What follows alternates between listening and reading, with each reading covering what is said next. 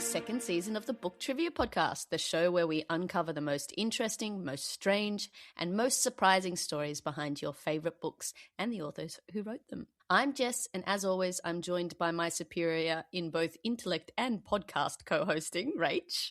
Hello, Jess. How are you? I knew you'd love that one. If you came looking for a serious book discussion, I hate to disappoint you, but around here we're just about fun facts. Today we're hitching a ride across space, don't forget your towel, for an absurd and wonderfully British romp through space filled with aliens, improbability drives, and one very confused human who just really wants a cup of tea. That's right, this episode we're diving into Douglas Adams' classic, The Hitchhiker's Guide to the Galaxy, which began as a cult radio show in the late 1970s before transforming into a beloved book, TV series and more. But before we start exploring hyperspace, shall we warm up with a quick round of general book trivia, Rach? Yes, let's go. Let me kick us off. So, in which novel set in a medieval Italian monastery does a Franciscan friar investigate a series of mysterious deaths linked to a forbidden manuscript? I definitely have not read this book. Is it a Dan Brown Da Vinci Code? No, it's not, but I can give you the author's name. I think the author's name might give it away. Umberto Eco. Eco. I don't know anything about Umberto Eco. Did he write The Name of the Rose? No. That's the one that I'm looking for, The Name of the Rose. I knew you would get it if I gave you the name. Okay. Well done, 1 for 1. So is that what the Name of the Rose is about? It's about a monk that investigates murder. I actually haven't read it myself, but yes. I learned something new every according time. to Google. Question 1 for Jess. Which book series is about teenage friends who go camping and come back to realise their country has been invaded? Oh, I love this series. Tomorrow When the War Began by John Marston. And I actually reread or tried to reread the series a couple of years ago. I bought used books off eBay and I got to about the 4th or 5th book and I just gave it up. Really? And I remember loving it when I was a teenager because they are for teenagers. But the second reread wasn't that great. I'm sorry, no. John Marston. I've actually never read that series. I've read other John Marston. You should read it. They're great. Well, I've just heard they're not very good, so. They're really great if you're a teenager reading them, yeah. Maybe not in our advanced years. Let's go to the next question, shall we? This one I hope will be an easy one for you. Who wrote the post-apocalyptic novel called The Road that follows an unnamed father and son travelling along a desolate highway in a burnt-out America? Okay, I think I know this one. I've forgotten the guy's name. Is it Cormac McCarthy? It is. Have you read the book? No. I've read one of his books, but I haven't read that one. I love The Road. It's one of my favourite books. You should definitely read it if you haven't. I've read No Country for Old Men as well, and it's quite different. Oh, I'll have to check it out with all my spare time. Anyway, question 2 for you, Jess. Name that author. Okay, I'll say their books. You've got to name the author. Playing Beatty Bow, The Harp in the South, Poor Man's Orange. Yep, I know it. Ruth. Oh, I can't remember her last name. Ruth Harper. Ruth. Oh, I'm annoyed with myself. What does it start with? It rhymes with harp and it starts with P. Pop? Ruth Park. Parker? Park. Yeah. Oh, I'm annoyed with myself. But yes, because playing Beatty I know Bow. you know. You knew who you meant. All right, and let me finish it off with my question for you, which is, which French author was so determined to finish his book that he asked his servants to lock away his going-out clothes and wrote wrapped only in a big grey shawl so he couldn't leave the house? Goodness. I don't know that many French authors. Old books. Old books. The only old French authors I know are Alexandre Dumas. I wonder why. Who are Honoré de Balzac. What about the if Proust, I give you the books? Marcel Proust. Do you say I'm Proust? just saying French Proust. Proust. The book he was writing was The Hunchback of Notre Dame, and he's also written Les Mis. Is Is that Victor Hugo? It No. is. Oh, Well it is. done. 3 for 3. Ooh, okay. It's because you're giving me clues, though. I would never have got that. My final question for you, Jess. The first book in which popular series is called The Gathering. And I know you've read this series. What? The I Gathering. can give you a clue. Yeah. Well, I can give you lots of clues. It is Aussie author, female. I think she wrote it when she was 14 or 15. Oh, Obernewton? The Yes. Obernewton Chronicles? Yes, correct. Well done. I've forgotten her last name. Is it Jessica? Carmody. Oh, can't. Yeah. All right. I'm going to take it. Yeah, I think I tailored With them lots to of you. prompting. Got them all. We're on fire. We're coming back strong in season 2. So now we are going to get into the episode's featured book, which is The Hitchhiker's Guide to the Galaxy by Douglas Adams. Spoilers from now on, so be warned. The book was first published in book form in 1979 after it had been released as a BBC radio series in 1978.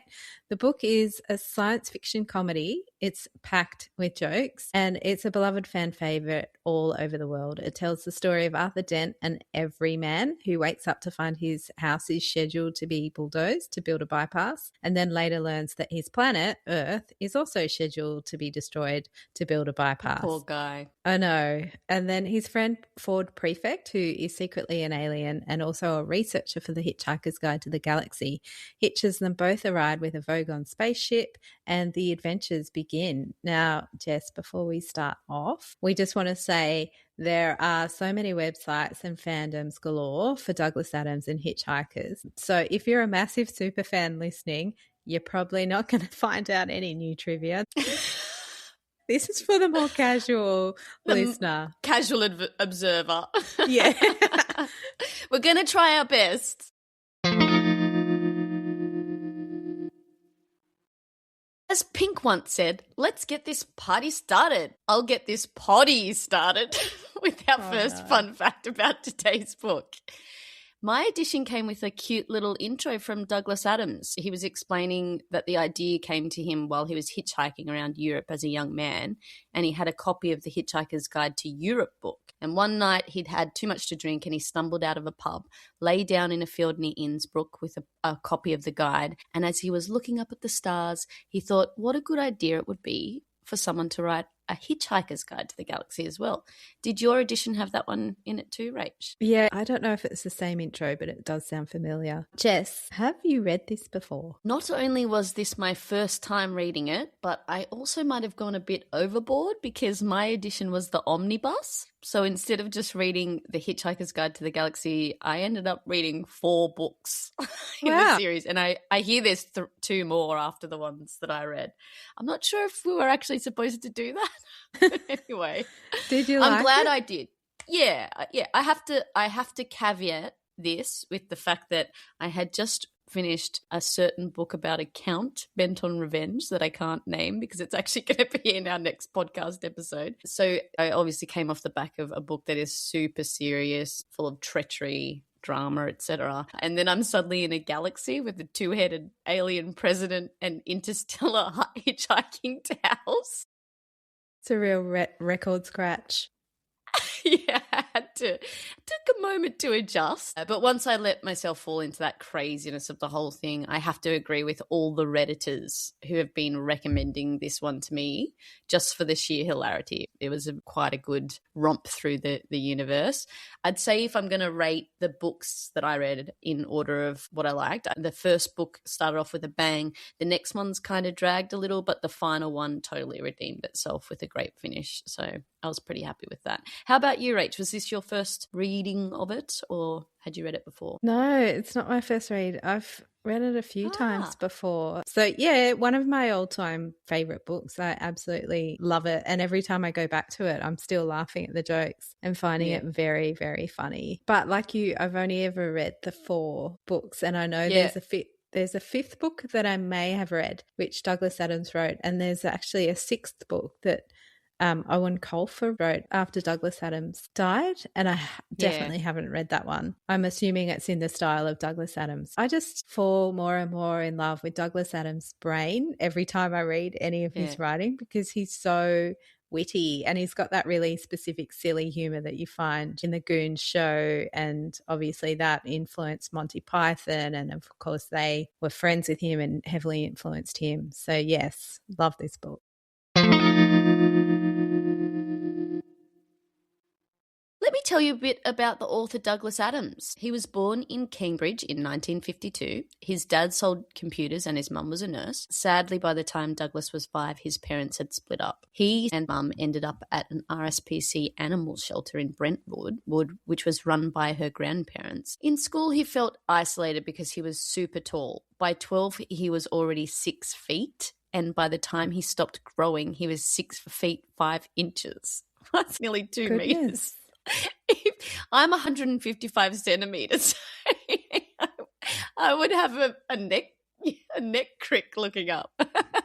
That said, he excelled at creative writing in prep school. In fact, in later years, he often told people he was the only student to ever get 10 out of 10 for creative writing from his teacher, Frank Halford, which he remembered whenever he hit writer's block. And subsequently, he went on to win an exhibition to study English at St John's College in Cambridge. I had to look up what an exhibition is. Do you know what it is, Rach? No, is it like a scholarship? Yeah, it's like a scholarship, but it's smaller. It's a monetary award given for academic merit. Not fully funded scholarship. Yeah, still pretty good. While he was at university, Adams was desperate to join Footlights, which was an invitation-only club famous for alumni like the members of Monty Python, which you were talking about before. He wanted to follow in their footsteps and become a writer-performer, but he had to wait a year before he was chosen to join. And then once he was inside, he was actually a bit disappointed to find that the culture was a bit closed off, so it didn't end up being that creative outlet that he'd imagined. So he graduated and moved back to London, determined to get into TV and radio as a comedy writer. He sent sketches to the BBC, and while a few were accepted, his style just didn't seem to fit the mainstream radio, TV, comedy fashion at the time. So he took a job as a night shift bodyguard for a wealthy Arab family, guarding hotel rooms to pay the bills. I love that. Because I have no he was idea what 6 that foot entails. 5, obviously.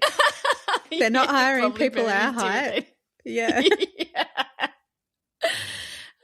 But for the next few years, he bounced between promising but short-lived opportunities. He co-wrote a sketch for Monty Python. He performed at the Edinburgh Fringe Festival. Basically, it was just watching his projects burn bright and then fizzle out and the money run out again. He actually ended up moving back in with his family in Dorset when the work dried up, and he was seriously considering giving up and moving to Hong Kong, of all places, when producer Simon Brett finally asked him to pitch a new radio comedy for BBC Radio in 1977. That's the show that later went on to become The Hitchhiker's Guide to the Galaxy. Oh, well, I am going to continue the story. As you said, The Hitchhiker's Guide to the Galaxy began as a BBC radio comedy series in 1978. Their original pitch was to do many one-off episodes where in each episode the Earth ended in a different way. But when he started writing this one, and he had Ford Prefect and he invented The Hitchhiker's Guide, he got really caught up on the story. So it ended up being, let's just continue this as a serial. Even though it was broadcast in a fairly late night time slot, the show gained almost immediate cult following, which was actually just all driven by word of mouth. People were telling each other, you've got to stay up and listen to this radio show. It's so good.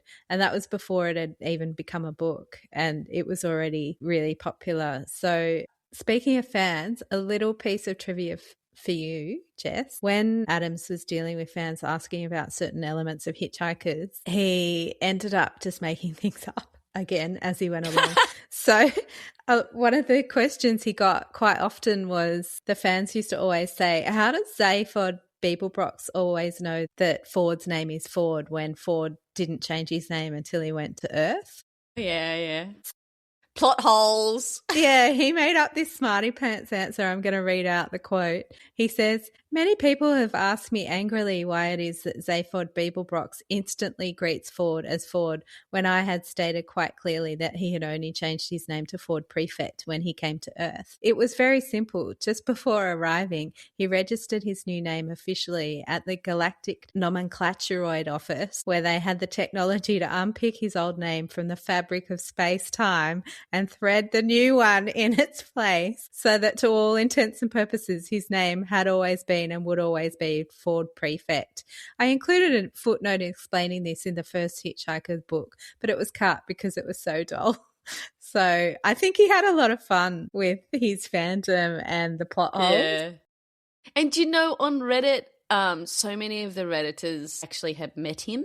And every story that I've heard on Reddit is that he was a really lovely guy as well. So obviously he loved the fans. From his books, you get this real idea of him as being a really funny person. And some of the inside jokes he put into the books, which we're getting to, definitely I think are funny. I don't know if you will, Jess. I think you will. Yeah. After the BBC radio series became such a hit, it was re-aired so much that it built a huge cult audience. It already had an audience anyway, but an even bigger one.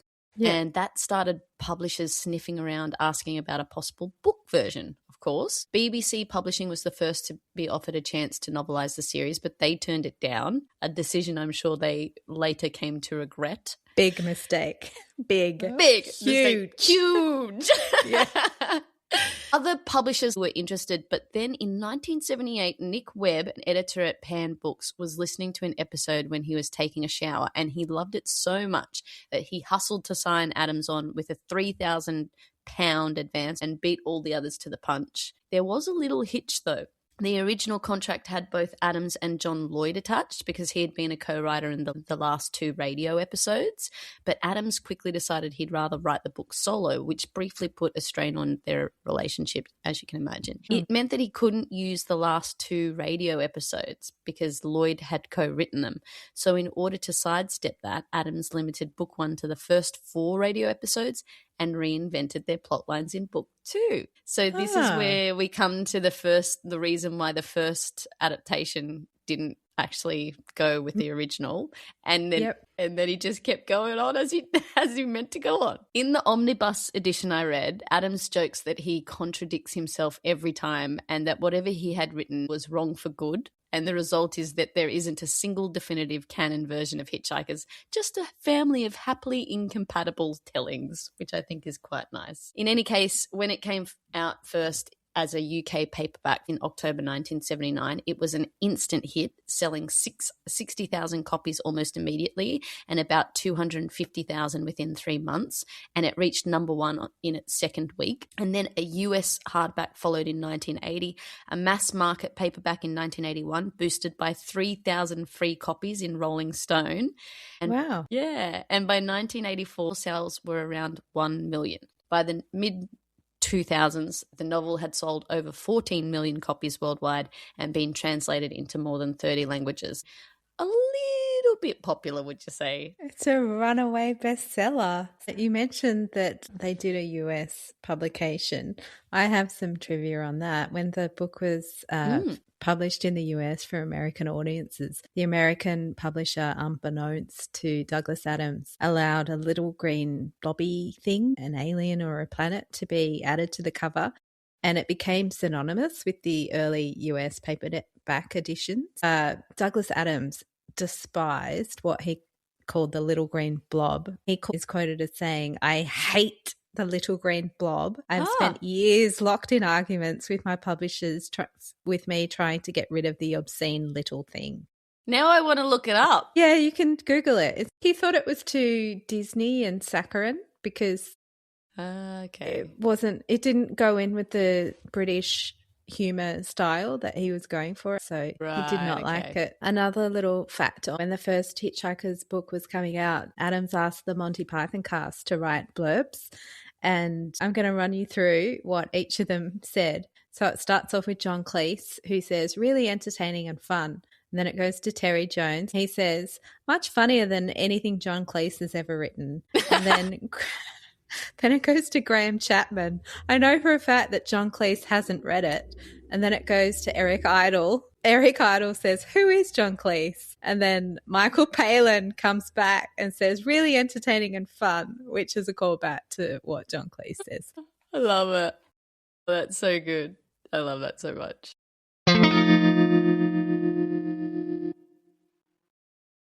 One of the main themes in the book is a hatred of bureaucracy, beginning with the demolition of Arthur's house and continuing with the introduction of the Vogons. Adams obviously had a contempt for bureaucracy because of the computer games Adams went on to develop. One was called Bureaucracy, where the player must confront a long and complicated series of bureaucratic hurdles resulting from a recent change of address.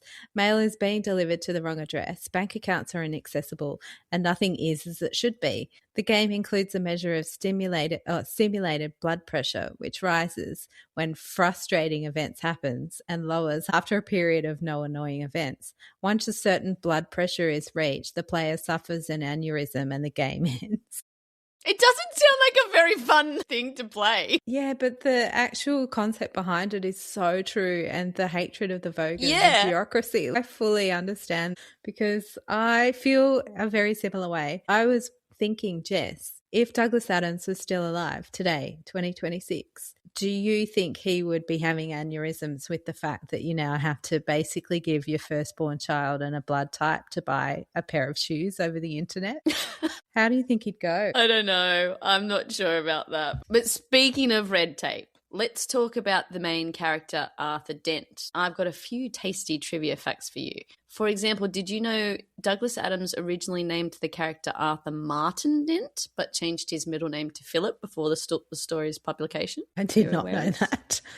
Yeah, he never gave a clear public explanation for the switch in middle names, but he did comment on Arthur's last name, Dent, saying it was supposed to evoke a battered everyday resilience like a dented car from one of life's knocks. I like that. Yeah, it kind of fits in with that red tape. In the 1978 BBC radio series, Dent was originally voice acted by Simon Jones, and it is said that when Adams later wrote the book, he based him largely on Jones's dry-witted everyman persona. I reckon my favourite scene with Arthur is when he's trying to get the spaceship's Nutramatic drinks dispenser to make him a cup of tea. I love it so much. And it keeps scanning his taste buds via a highly detailed spectroscopic analysis and then dispenses this revolting liquid sludge that's supposed to match Arthur's chemically precise taste buds. Oh, I was pissing myself. It was very funny. I love it. Well, speaking of Arthur, we should also talk about Ford. And in the words of the book, hey, you sass that hoopy Ford Prefect. There's a Frood who really knows where his towel is. So Ford Prefect is an alien researcher posing as a human while writing entries for the guide, or a 2-word entry, we should say. And he's named himself Ford Prefect after the car, not realizing the name would be an unusual one for a human because he misidentified cars as the dominant species on Earth. So I'm not sure if he was a particularly good researcher, given that's what he came up with. But I have some trivia about the car. The Ford Prefect was a line of British cars which was produced by Ford UK between 1938 and 1961. And it was an upmarket version of the Ford Popular and Ford Anglia. Upmarket version of a Ford Anglia. Does that ring any literary bells for you? A blue Ford Anglia that happens to fly? Perhaps. Owned by the Weasley family? Weasley family in my favourite Harry Potter. I love it. I love it. Well, if we've talked about my favourite books, Harry Potter, we can also talk about my personal favourite character in this book. And guess who it is? Rachy Rach. Beeblebrox. No, Marvin the paranoid android. Is I loved him. Yeah. Your taste in people is weird. I've just got some random facts to tell you about him. So first off, did you know that in the radio version, Marvin was initially a minor character written into the radio show, and he was inspired by the comedy writer Andrew Marshall? In fact, he was also called Marshall on the original show. And Douglas Adams and Andrew Marshall knew each other from the 1970s UK comedy scene. And Adams said, Marvin came from Andrew Marshall and he's exactly like that. Imagine being the inspiration for this depressed robot. I don't know if it's flattering. It's not flattering. I feel like that could happen to me. I'm a Marvin. No, you're not. On the radio, Marvin was voiced by Stephen Moore across multiple Hitchhikers adaptations, and he was originally supposed to be a minor character, but due to the strength of his voice actor's appeal, his role became bigger and bigger, which is also mirrored in the book adaptations as well. He always pops up, right? Yeah.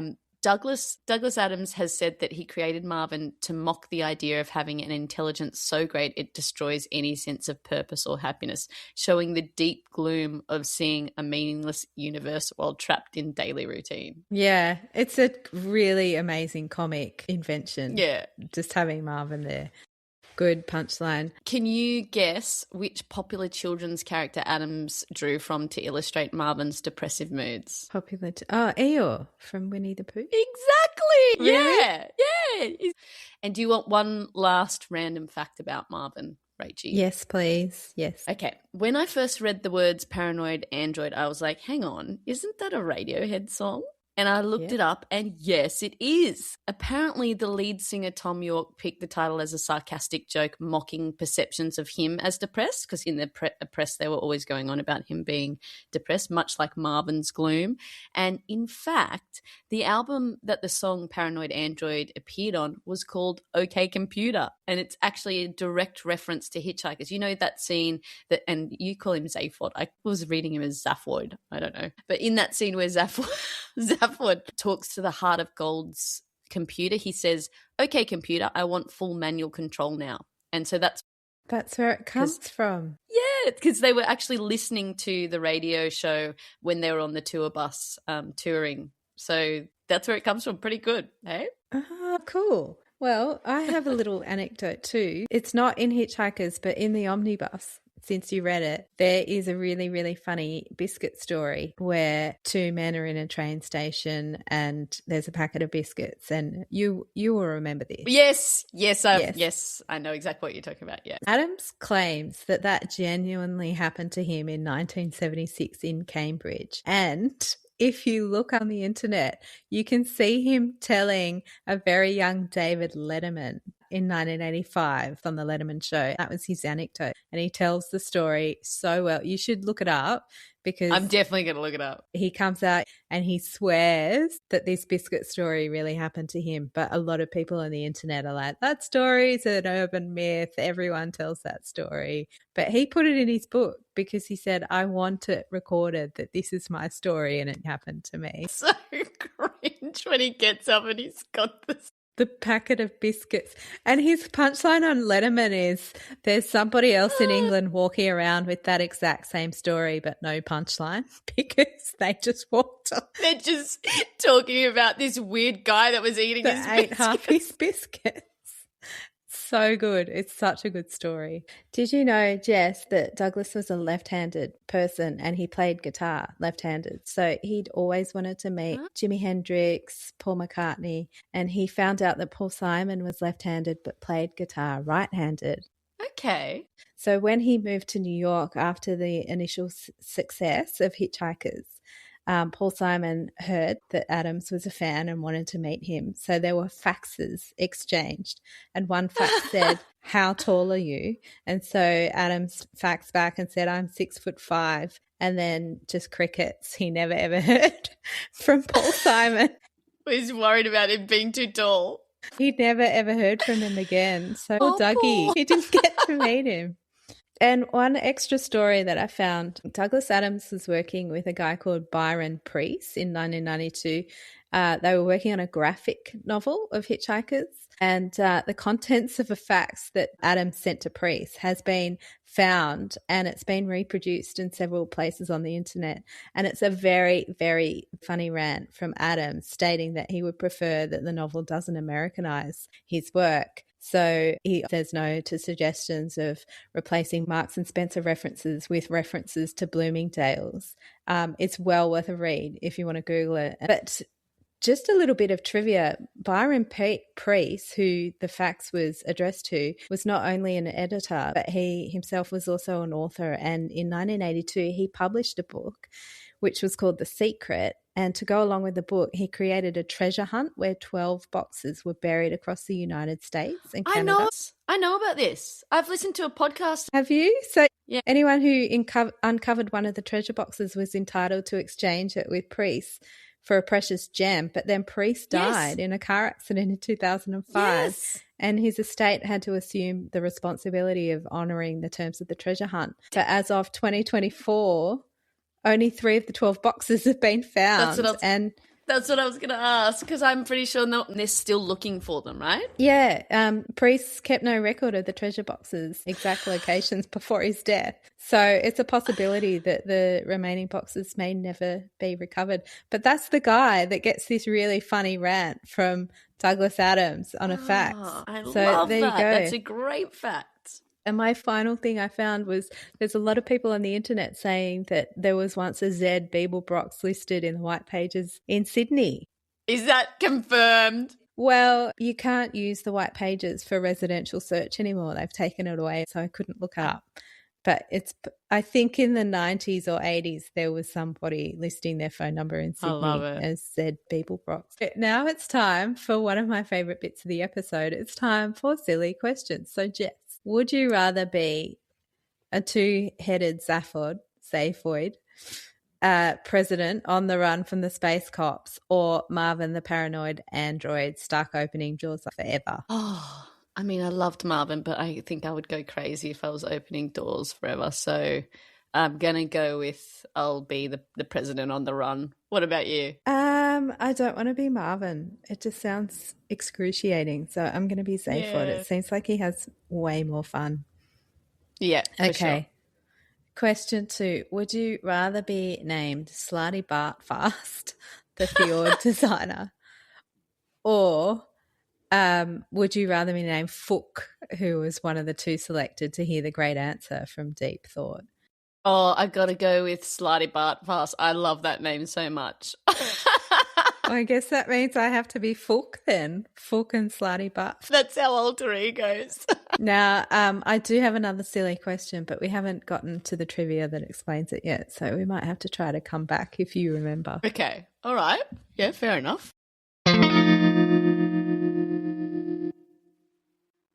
We couldn't talk about Hitchhikers without talking about the number 42, Rach. No. In the book, the number 42 is given as the answer to the ultimate question of life, the universe, and everything, computed by the supercomputer Deep Thought. The only problem is that they never actually knew what the ultimate question was, which rendered the answer meaningless. Talk about surprise twist. What's interesting is that over the years, there have been some wild fan theories about what the true meaning of the answer 42 is. So I thought we could swap some theories. What do you reckon, Rach? I can start? Yeah, I've got some facts. You start off. Excellent.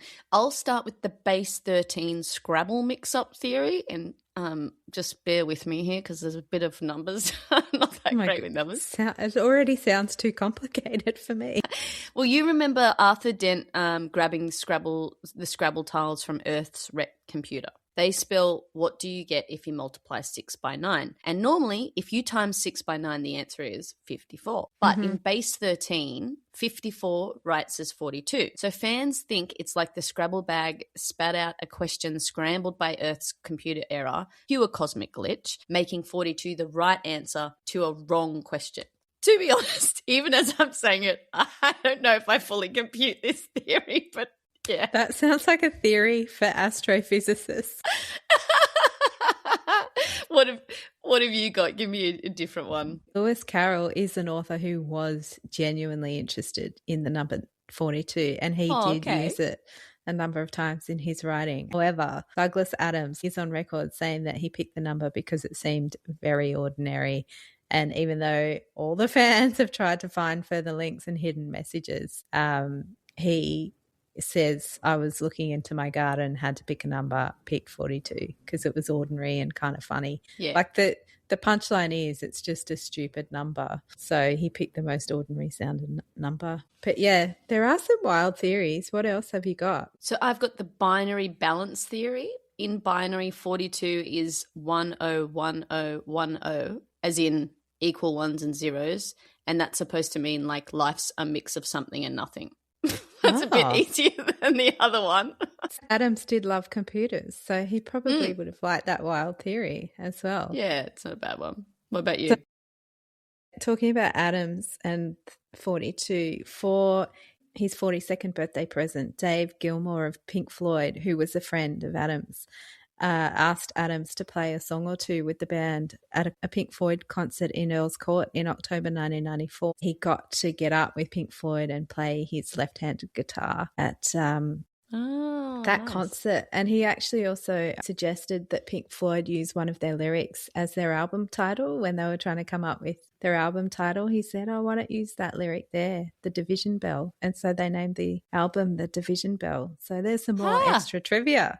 But what else have you got on 42? I've got one that's a very simple one. It's called the rainbow theory, and it's just basically that the light refraction for rainbows are at 42-degree angles. So fans think that Adams was sneakily trying to tie the book into the book's improbability to beauty and chaos. I like that one. That's kind of cute and simple. I like all of them so far. It's like he's a genius and he's just lying and saying he just picked it out of thin air. What about you? Got any more? Well, I know that for his actual birthday party when he turned 42, he had hundreds of guests, which included Pink Floyd, Stephen Fry, members of Monty Python. Such a name dropper. Yeah, everyone must have loved him. But each guest had to work out where they were sitting by being given place cards that only revealed who was sitting to the left or to the right. So, what a cool idea. Yeah, so you had to walk around and talk to people to find out where you were sitting. And Richard Dawkins, the famous writer, scientist, that was the way he met his wife. She was a star of Doctor Who, Lalla Ward, because Adams did some work on Doctor Who. And they ended up getting married. They met at his 42nd birthday party. After Adams died, Richard Dawkins dedicated his 2006 book, The God Delusion, to Douglas Adams. That's a really massive book. It was on the bestseller list for a long time. That's wild. I didn't know it was dedicated to Douglas Adams. Yeah. Okay. Hit me with another 42. Yeah, my last one, which is actually my personal favourite, it's called the wildcard asterisk theory. So 42 is the computer code ASCII for an asterisk, like the star. Oh, is it? Yeah, and fans love this because it means whatever you want. Like life has no single meaning. It's a wild card. Personally, that's my favourite because I think it fits Douglas Adams' whole don't panic vibe, everything happens. Yeah. I like it. And it's the computer as well, and he loved computers, so I feel like that's a good fit. I thought you were just going to say that it's the code for an asterisk, and an asterisk is a star, so the galaxy and stuff. Well, that works too. See, it works on so many levels. You want to finish us off with a couple more? I've only got one more. This is a bit of a stretch, but his gravestone is in Highgate Cemetery in London, and people often leave a grave marker number 42 there. But other things they leave are towels, small little ceramic dolphins. But the item they leave the most, you have to guess, Jess. It's quite obscure. A babblefish? I don't know. What would they leave? The towel's the most obvious, and that's cute about the dolphins. Yeah, this one I wouldn't have thought was obvious, but they leave stacks and stacks of this at his grave. Go on. Ballpoint pens. So it's to do with that little joke in Hitchhikers where there's a planet that all the ballpoint pens go to because they slip away through wormholes in space. Yeah, that's right. Oh, yeah. Yeah. Oh, that's really cute. And his gravestone just says Douglas Adams writer, so they all leave pens for him, which is really beautiful. The person who tends that gravestone must be like, this is so never weird. Runs out of pens. Pens. They probably like Zaphod Beeblebrox have a secondhand ballpoint pen company where they just sell all these pens on the sly. Love it. Okay, a non-42 related fact is The cafe in Rickmansworth, where the woman at the beginning of the book has a revelation just before the Earth is destroyed, was actually identified by superfans as Cafe Suisse. Cafe Suisse later became a Thai restaurant called Lemongrass, yum, and that ran for 18 years, but sadly it closed in 2023. And the location at 4 Church Street, Rickmansworth, is now an Italian restaurant. So if you're ever in Rickmansworth and you want to try for a revelation on how the world could be perfect, try dining at Minori Roster and keep your fingers crossed. They should call it the restaurant at the end of the universe. I've got another fun fact, not related to restaurants. It's actually related to the Vogon spaceship. So as you know, early on in the first book, Arthur and Ford hitch a ride on a Vogon spaceship to escape Earth's destruction. In the book, the Vogons are described as green slug-like aliens with noses perched oddly above their eyebrows. Sexy. They are known for authoring the universe's third worst poetry, which is used as a torture device, and they love nothing more than following joyless rules. Adams has said that when he was crafting the Vogons, he deliberately based them on exaggerated parodies of middle management drones. Like, think Michael Scott managing The Office. Yep. And he imagined that the Vogons would be obsessed with rules, paperwork, and demolishing planets for hyperspace bypasses without a hint of empathy or flexibility. For the 2005 film, director Garth Jennings said he explicitly modelled the film version Vogons on 18th century satirical cartoons by James Gilray. And I looked them up and it's pretty spot on. They're like these grotesque figures that capture bureaucracy and bureaucratic ugliness perfectly. So you should look it up. Really? Yeah, we'll look it up. They're pretty awful looking in the movie. Are they? Yeah. You haven't seen the movie? I think I have seen the movie, but I can't remember it. Well, we'll talk about it more in the next segment, eh? Yeah, I just wanted to talk about money because in the animated series Futurama, there's an episode called A Fishful of Dollars, and the character Philip J. Fry discovers that his bank account, which he left with 93 cents in 1999, has accrued enough compound interest over the 1,000 years that it's made him into a billionaire, and he actually uses that to purchase the final remaining tin of anchovies in the world. But that same concept, I'm wondering if they got that from Douglas Adams, because in the restaurant at the end of the universe, the way you pay the bill is by depositing 1 penny into a savings account in your own era, because the restaurant exists at the end of time. So the compound interest on that penny over 170 quintillion years is enough to pay the extremely high bill. Either they've both been inspired by the same source material, or maybe Futurama took its inspiration from the Adams book. I'd say it definitely did. It's a good idea, isn't it, though? You put $1 into a bank account and then freeze yourself for 50 quintillion years. Wouldn't that be great? Oh, amazing.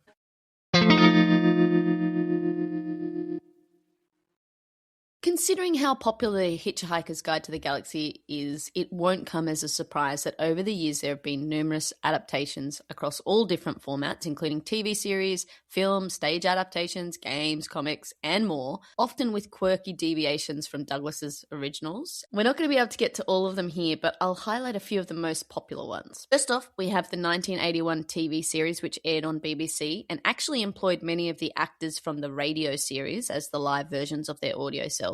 In 2019, Hulu announced a remake of that series that was supposed to premiere in 2021, but after 2020, there have not been any real updates, so it looks like it's been stuck in a bit of development hell. As for the movies, there is a film that premiered in London in 2005, the one I was talking about. It starred Martin Freeman as Arthur, Sam Rockwell as Zaphod, and Zoe Deschanel as Trillian, with one of my all-time favourite actors, Professor Snape himself, Alan Rickman, providing the voice of Marvin the paranoid android, which I just think is perfect.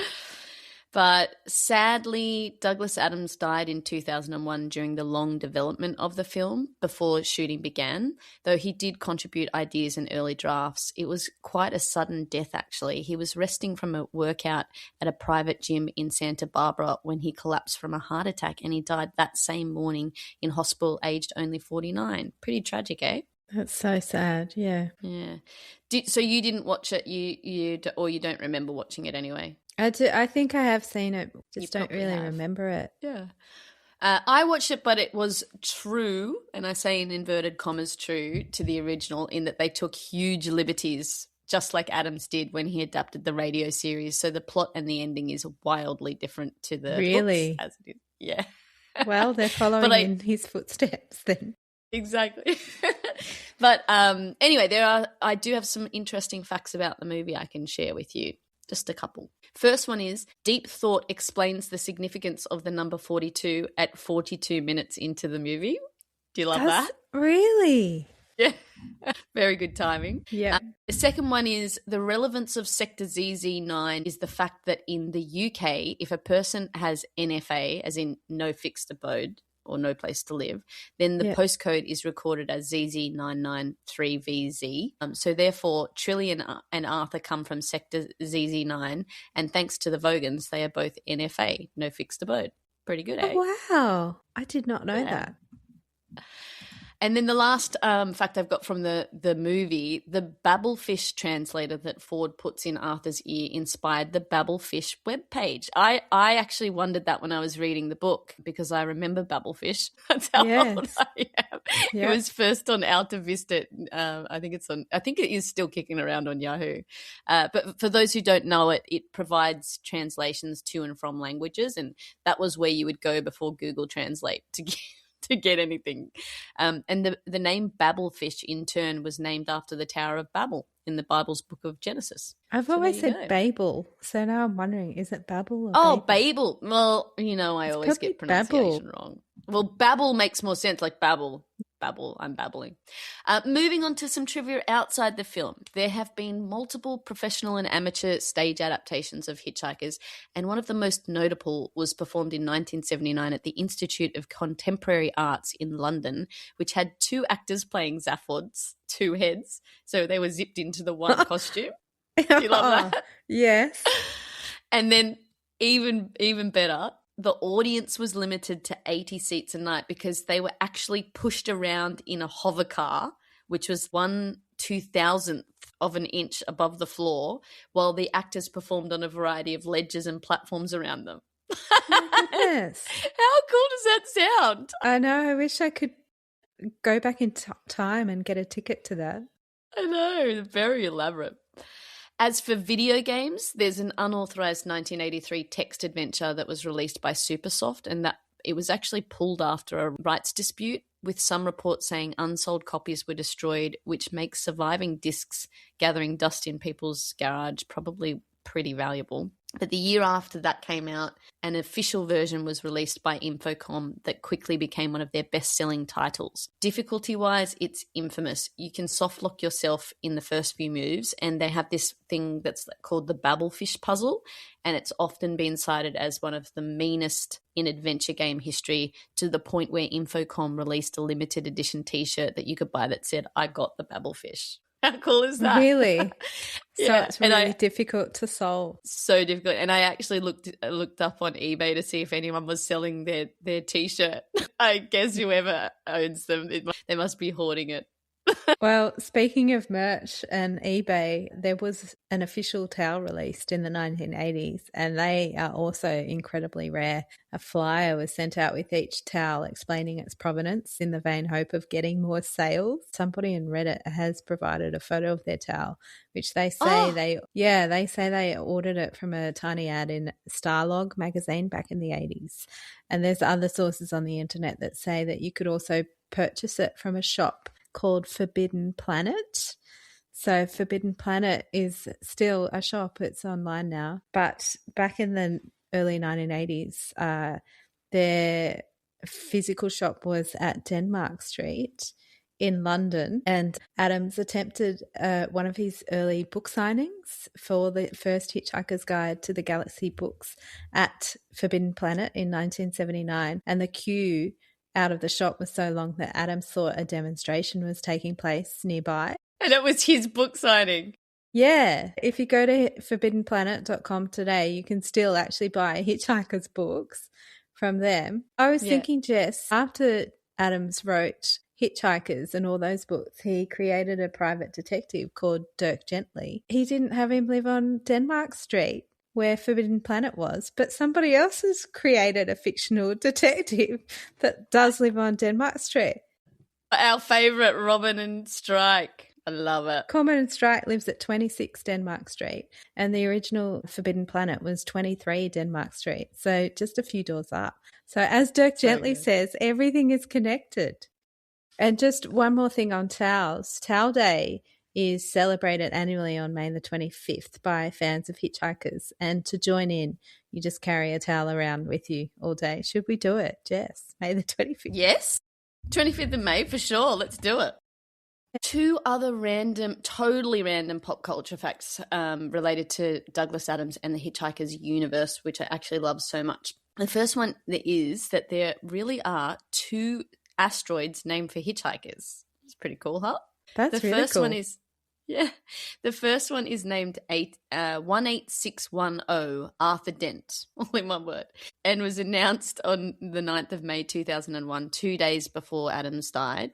That's a bit sad that he died after that. The second one is named 25924 Douglas Adams, all one word. But the best part is the provisional designation was 2001 DA42, which intentionally mirrors the year of his death, 2001, his initials DA, and the number 42 at the end.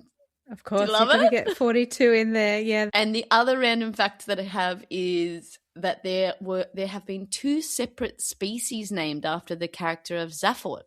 One is a fish species called Biden-ichthys Beeblebroxy, and I don't know, and a moth species called Erectlas Beeblebroxy. Can you guess why they are both named that way, Rach? I'm thinking that people that are good at science and get to name insects and animals also love Hitchhiker's Guide. Yeah, but the reason it's an in-joke is that both species have 2 heads. Oh, okay. Yeah. The moth has wing markings that look like a second false head to confuse predators. Yeah. And then the fish also has like a colour pattern that resembles a second head too. So I like that. It's got a nice synergy to it, don't you think? Yeah, it's lovely. Okay, my random fact is about the dedication in the books. The dedication of Hitchhikers is to the Arlingtonians for tea, sympathy and a sofa. This refers to the residents of a share flat at 29 Arlington Avenue, Islington. And they were friends of Adams, and they used to let him sleep on the sofa when he was a script editor for Doctor Who and when he was working on the original radio series. So Adams slipped a little inside joke in, as well as the dedication. The phone number of that Islington flat was 226-7709, which of course is the improbability calculation the Heart of Gold makes when picking up Arthur and Ford in sector ZZ9 plural Z alpha.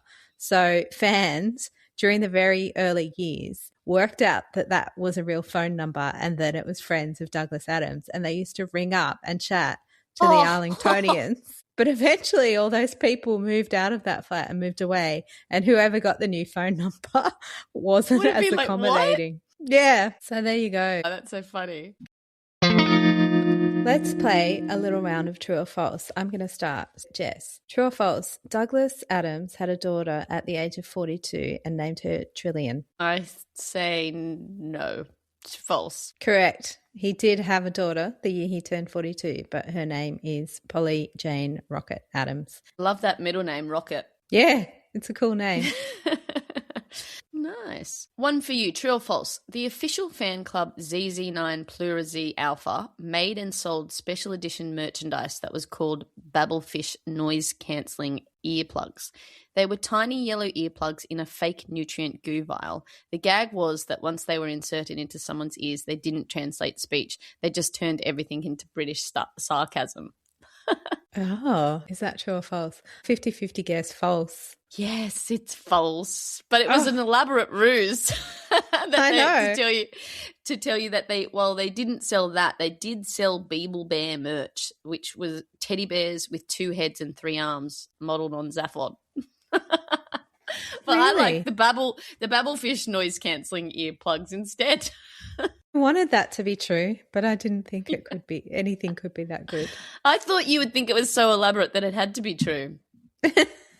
Darn it. So I've got a true or false for you. True or false, Douglas Adams and Stephen Fry purchased the first Apple Macintoshes in Europe in the early 1980s. 100% true. I'm pretty sure I read this somewhere. He loved Yes. Apple Macs. Yeah. Can't get me this time. For the fourth Hitchhiker novel, So Long and Thanks for All the Fish, Adams was famously behind with only 25 pages written close to the deadline. True or false, did his publisher order him and his editor into a hotel together to make him finish it? Is that true? It is true. Adams fell badly behind and his publisher put him and his editor, Sonny Mehta, into a London hotel suite so he would do nothing but write. And he got it done. Was Sonny Mehta a sexy lady? I think it was a guy. So, well, that's a shame for Adams then. Okay, Jess, true or false? Douglas Adams grew up surrounded by animals because his grandmother ran an RSPCA and all the animals gave him terrible hay fever and asthma. Well, it's true that he was in an RSPCA in Brentwood because that was part of my first couple of facts. So I'm going to say true. I don't know. True? It is true, yeah. He was constantly sneezing as a child because he was surrounded by dogs and cats. Poor little kid. Okay, we already mentioned the Vogons' poetry being the third worst in the galaxy. The second worst is the Asgoths of Kria's poet master Grunthos the Flatulent. And then topping the list is Paula Nancy Millstone Jennings from Essex, England. True or false? Paula was a fictional stand-in for Paul Neil Milne Johnstone, who was a real acquaintance of Douglas Adams from their school days. Yes or no? True or false? That's true, because that is going to be one of my final facts. So I've actually looked at that. Oh, lovely. I'll leave it to you then. I won't say anything else about it. Let's finish up with a couple of quick final facts. My first one is the name Slarty Bartfast made me laugh. It's still making me laugh, but every time it popped up in the books, I loved it. Did you know where it came from, Rach? I have no idea where it came from. Well, Adams was dictating notes to producer Jeffrey Perkinson's secretary. He admitted he was just being mean by stringing together silly syllables while she typed furiously. So it's just a joke to pick on someone at work. Yeah, pretty much. What a bully. That poor lady. But what a great name. I love it. Okay. Well, my second to last final fact. Douglas Adams was famously a massive fan of Apple, and there's a little tribute to his love of Apple hidden in the film that you were talking about earlier. If you look really closely, the computer Deep Thought has an Apple logo on it. But because of his love of technology, Adams actually used email to correspond with Steve Moretsky during their collaboration on the Infocom version of the Hitchhiker's Guide game. And that was released in 1984, which means he was emailing before 1984 on a computer. So that's pretty impressive. That's pretty wild. Yeah. I love that. What's your final fact? Well, my one is related to computers as well. You know, the computer game we were talking about. Did you know when they sent the box out, it came with the physical disc, but it also contained a few extra items, which made me laugh. It contained a don't panic button, some peril-sensitive sunglasses made out of cardboard, a piece of pocket fluff, a microscopic battle fleet in a tiny plastic bag, and there were also demolition orders for Arthur and Earth written in Vogon, and a how many times has this happened to you booklet. Pretty goodness. So they just put jokes into it's like Monty Python. Everything is a joke. Anything that you have to do, you turn it into a joke. Jess, you mentioned earlier that Paul Neil Milne Johnston was the worst poet in the universe. So that was also another little inside joke from Douglas Adams. He used to compete with Paul at school to be the best in English, and Paul actually also won an exhibition to Cambridge. So they had a rivalry, and when he had to say who the worst poet in the entire universe was, he put in his friend's name, in the original radio series. But he also put his real address, which was something like Wasp Villas, Redbridge, Essex. This guy started getting stuff to his address because his real address was in there. Oh, And that's not so nice. he had to ask later on, could you maybe not give out my real address to everyone on the radio because the fandom was gearing up so fast. So they later changed it to Nancy. If you get really early radio recordings now, they sort of smudge out his address even though he no longer lives in Redbridge, Essex. But I think it was changed from Wasp Villas to Bumblebee Villas or something like that when they had to change it over. So that's my final fact. So Jess, what did you think of the ending? I'll be honest, because I read the omnibus, the ending that I know of is Arthur, Fenchurch and Marvin travelling to Stravromula Beta to witness God's final message to creation, which was, we apologise for the inconvenience. So I love that. I thought the satire was pretty funny. I did love how Marvin read the message for them with their help. So it was a really nice, peaceful ending with Marvin in Arthur's arms, which I thought was really cute. What about you, Rach? What did you think about the ending you read? Because I bet everyone's got a different ending, right? Yeah. So I just read the ending to Hitchhiker's Guide, and I thought it was a little bit like the ending of a Doctor Who episode. So the actual ending of the book that I read, the cops come and they're having a big shootout in yeah, that's right, the computer lab, and then the cops just mysteriously die. And then when they get back to the spaceship, they find out that Marvin had depressed the police's mothership so badly that it had committed suicide, which is a very good joke. And then they all get back into the Heart of Gold, and Zaphod suggests to everyone that they visit Millway. So to me, that reminded me of the ending of a Doctor Who, and I know he used to work on Doctor Who. So I like the ending. Yeah. Love it. Okay, that wraps up the first episode of season 2 of the Book Trivia Podcast. I have a silly question for you that we can call back to now. Yes, go ahead. So my final silly question for you is, if you were friends with Douglas Adams, would you rather he put into the book that you are the worst poet in the universe, or would you rather he put your phone number in so people could ring you up all the time and chat to you as a friend of his? 100% just call me the worst poet in the world. I would hate being called up. I don't even pick up calls from my family and friends. I'm like, text me. What about you? I think I would like the claim to fame of being the worst poet in the universe, like even worse than Fogon. Okay, that wraps up the first episode of season 2 of the Book Trivia Podcast. I hope you guys all remember to keep your towels at the ready and your eyes craned to the skies for sightings of yellow spaceships in case Earth ends up being bulldozed to make way for an intergalactic highway anytime soon. Rach, do you want to give a teaser for the book we plan to cover next episode? Yes. So my teaser for the next episode is we're going back in time to France to do some swashbuckling. Jess, what's your teaser?